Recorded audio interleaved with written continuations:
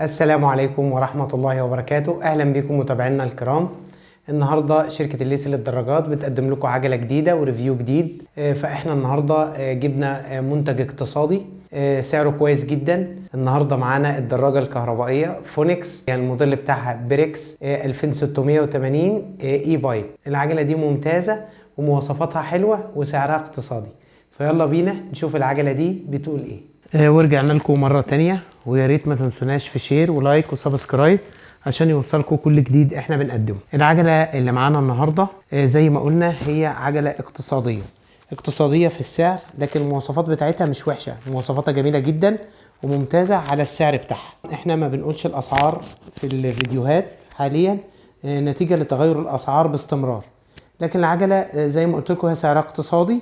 المهتم بالشراء يتواصل معنا، هنقول له السعر ان شاء الله. الاستفسار بيتواصل معنا على الواتس على الرقم بتاعنا بيكون موجود اسفل الفيديو. بالنسبه للعجله اللي معانا دي، زي ما احنا متعودين دايما في العجل الكهرباء ان احنا بنتكلم على شقين: شق كعجله عاديه ومواصفاتها كعجله عاديه وسرعاتها وكده، ونتكلم على الشق الكهربي ده لوحده، المواصفات الكهربائيه والقدره الكهربائيه بتاعتها. فان شاء الله نبدا على بركه الله بالمواصفات بتاعه العجله كعجله عاديه. الفريم بتاع العجله من الستيل او الحديد، لكن العجله في المجمل مش تقيله، لان احنا بنشرح هنقول على حاجات كتير فيها ألمونيوم، حاجات المفروض كانت تنزل فيها حديد لكن هي نازله فيها ألمونيوم، فمعوضه فرق الوزن بنسبه كبيره جدا. فالعجله مش تقيله خالص، العجله خفيفه جدا بالنسبه ان فيها بطاريه وفيها موتور والكلام ده، لكن العجله وزنها في المجمل لا يتعدى 20 كيلو، وده شيء كويس جدا. زي ما قلنا الفريم بتاعنا من الستيل او الحديد. المقاس بتاع الفريم بتاعنا 19 بوصه، وده ارتفاع كويس جدا وممتاز. العجله زي ما هو واضح التدخلات بتاعه الالوان بتاعتها بالكمبيوتر، احنا بنلاقي شعار فونكس في مقدمه الفريم زي ما هو واضح. الكابلات بتاعه الفرامل والسرعات والكابلات بتاعه الكهرباء كل ده بيمشي من اسفل الاب تيوب. كل حاجة بقى بتروح مكانها للجشمة الأمامية وللجشمة الخلفية، وكمان للعلبة بتاعت الكنترولر اللي بتحوي على منظم الدراجة والأسلاك بتاعتها.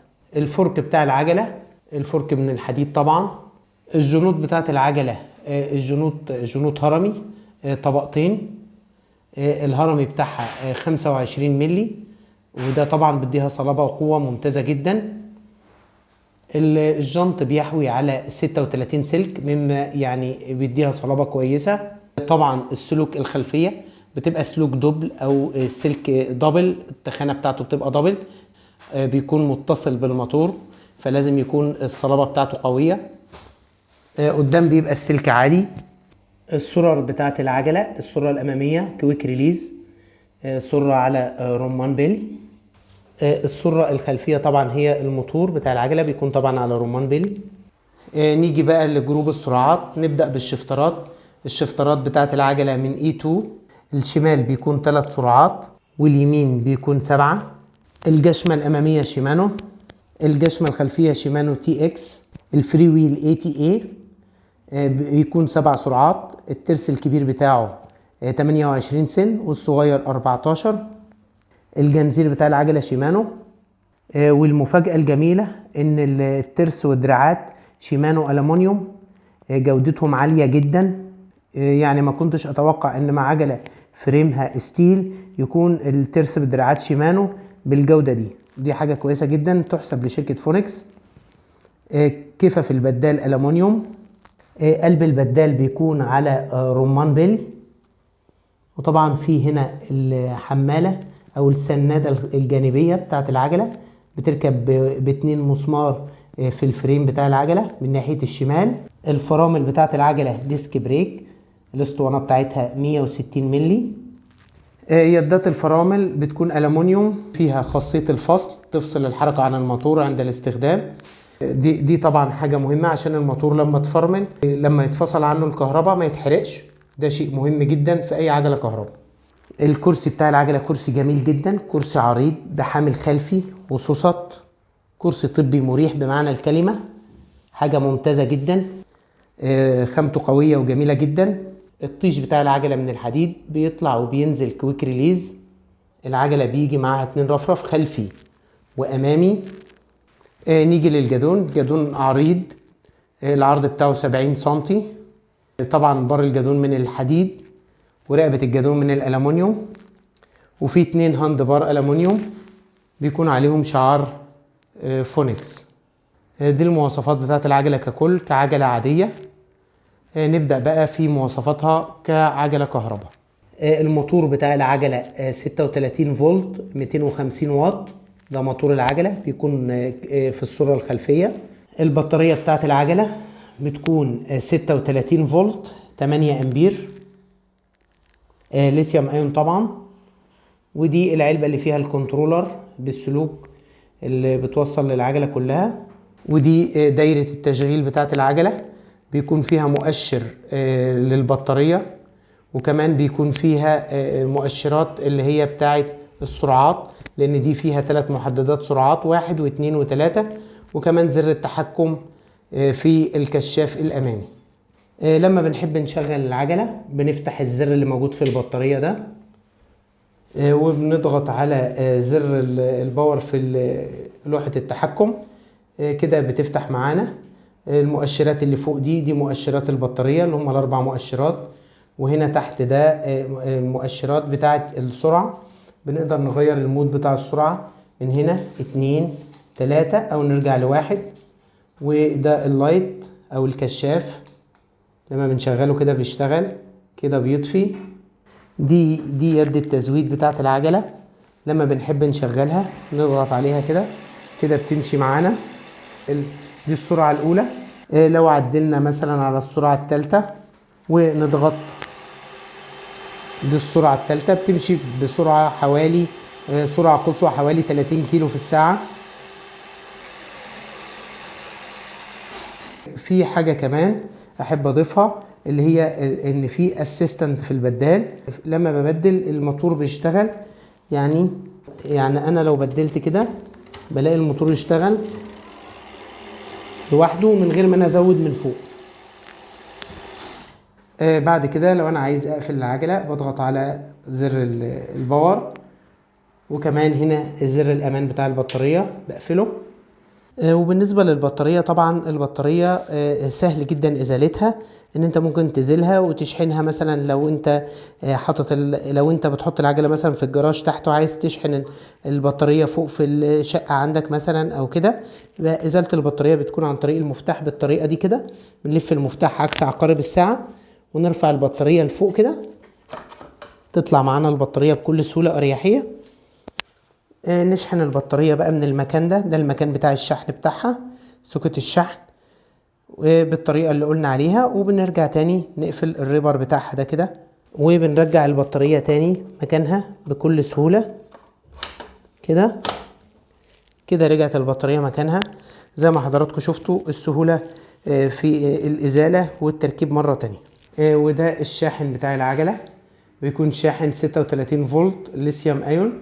بنحط فيشة الشاحن في الكهرباء، بينور هنا بالضوء الأخضر. لما بنوصله بالبطارية بالفيشة بتاعته اللي هي الدي سي 2.1 دي، بتدي اللون الأحمر هنا. لما يرجع للون الأخضر بيبقى كده خلاص البطارية شحنت. دي بتتشحن في حوالي 3 ساعات 3 ساعات ونص بالكتير، بتكون العجلة اتشحنت. بتمشي في الشحنة الكاملة حوالي 25 كيلو. بكده العجلة بتكون يعني وضحنا كل الأجزاء الكهربائية واستخداماتها. فيلا بينا نشوف المحصلة النهائية لمراجعتنا النهاردة بتقول ايه. ودلوقتي مع المحصلة النهائية لمراجعتنا النهاردة. العجلة زي ما شرحنا مواصفاتها، العجلة جميلة ممتازة، وزنها تحت 20 كيلو، ده شيء كويس جدا. مواصفاتها الموتور 250 واط. طبعا احنا عندنا حاجات اعلى 500 واط، لكن العجلة دي السعر بتاعها اقتصادي زي ما احنا قلنا في الاول، وعلشان كده مواصفاتها بتبقى مواصفات اقتصادية. مش معنى كده انها عجلة وحشة او مواصفاتها مش كويسة، لا بالعكس خالص. العجلة مواصفاتها جميلة جدا على سعرها، ممتازة جدا. يعني العجلة تشيل وزن حتى 130 140 كيلو عادي، مفيش مشكلة، وتمشي بكل اريحية، مفيش فيها اي مشكلة. زي ما قلنا العجلة فيها مميزات، شفترات A2، جشمة أمامية شيمانو، جشمة خلفية شيمانو، كمان ترس والدراعات البدال شيمانو. يعني العجلة بسم الله ما شاء الله حلوة جدا ممتازة. طبعا أنا العجلة دي أديها 9/10 علشان المواصفات والسعر بتاعها ممتازة جدا. وزي ما قلت قبل كده، اللي حابب يعرف السعر ومهتم بالشراء يتواصل معانا على الواتس، واحنا بنرد على كل الناس باستمرار يعني. بالنسبة للعجلة دي لو حبينا نتكلم على شوية حاجات فيها. اول حاجة، العجلة دي سرعتها القصوى 30 كيلو، بتمشي حوالي 25 كيلو في الشحنة الكاملة. العجلة دي كل قطع غيارها متوفرة، بتوفر عن اي حاجة بنزين توفير واضح جدا. العجلة دي بتشحن في حوالي 3 ساعات، 3 ساعات ونص، ودي فترة قليلة جدا بالنسبة لعجلة كهرباء. يعني انا علشان امشي 25 كيلو محتاج 3 ساعات شحن، ده شيء ممتاز جدا. العجلة دي موجودة عندنا وبنشحن لكل المحافظات. اللي حابب يشرفنا في المعرض عندنا ويشتري شراء مباشر مفيش مشكلة. حابب ان احنا نرسلها له شحن برضو ما عندناش ادنى مشكلة. وزي ما قلت التواصل كله بيكون عن طريق الواتس بتاعنا اللي هيكون موجود اسفل الفيديو ان شاء الله. ويا رب اكون قدرت ان انا اوضح المميزات والعجلة بالكامل. ويا ريت ما تنسوناش في شير ولايك وسبسكرايب عشان يوصلكم كل جديد احنا بنقدمه. احنا ان شاء الله في الفترة اللي جاية هنحاول نقدم حاجات اكتر، لان احنا مقصرين معاكم في الريفيوهات الفترة اللي فاتت، لكن ده طبعا نتيجة لاوضاع السوق واللخبطة اللي موجودة في السوق. لكن ان شاء الله الفترة اللي جاية هنبدأ نكثف مجهوداتنا وننزل لكم تباعا عجل كهرباء وعجل عادي باستمرار. يا رب أكون قدرت أوضح لكم الصورة كاملة، وإلى اللقاء في ريفيوهات قادمة بإذن الله، والسلام عليكم ورحمة الله وبركاته.